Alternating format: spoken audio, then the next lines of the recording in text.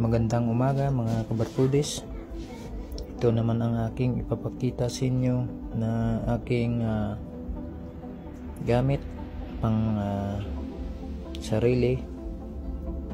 Ito yung aking pangin ng kidlat. Po ay aking gamot kung tayo po ay may mga karamdaman, physical man o spiritual. Ito po ay nagbibigay lakas sa inyong katawan at ito ay nagbibigay din lunas kung anong karamdaman na meron ka.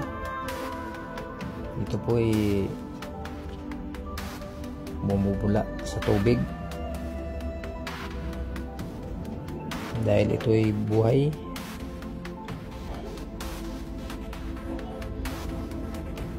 Ito yung mga bula niya.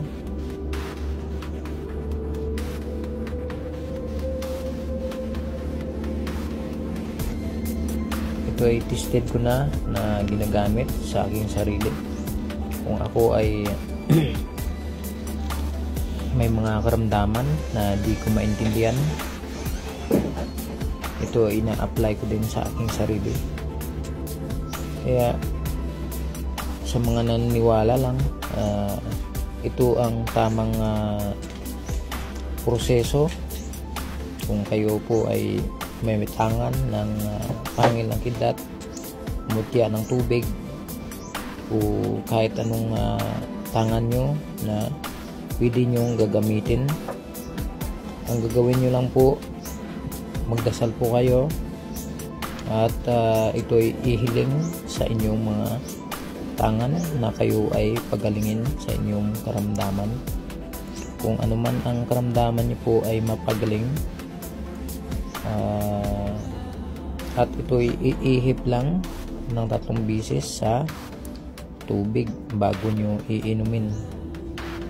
Ito ay bumubula yan dahil siya ay umiinom, dahil po siya ay buhay na buhay.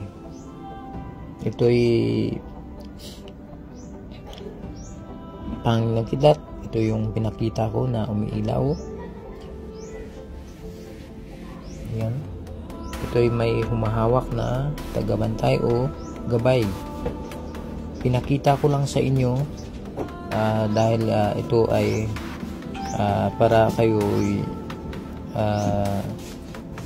maturuan kung paano ito gagamitin. Ayun, nakikita nyo naman ang kanyang pagbula dahil po yan ay malakas, ay buhay na buhay. Kung kayo may tangan, try nyo ilublob sa tubig na malinis at try nyo din iinumin ng 3 minuto. Bago nyo iinumin 3 minuto, ilublob sa tubig.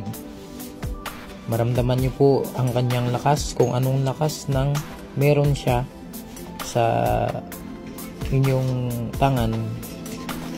Ang lakas niya ay lakas mo din. Kung ikay nanghihina, yung lakas niya ipalit mo sa kanya.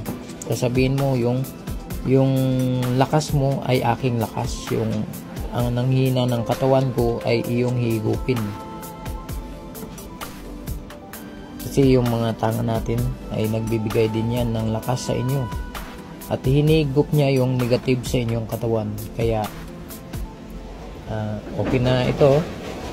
Yan, bumubula na po siya. Ayan po yung malapitan. Yan, bumubula.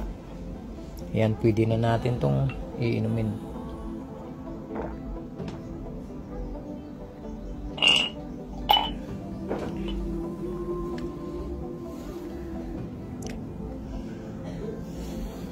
Ayan po. Kaya nainom niyo na po. Ayan. At saka pasalamatan nyo ang may gawa nito, ang Diyos at ang Inang Kalikasan.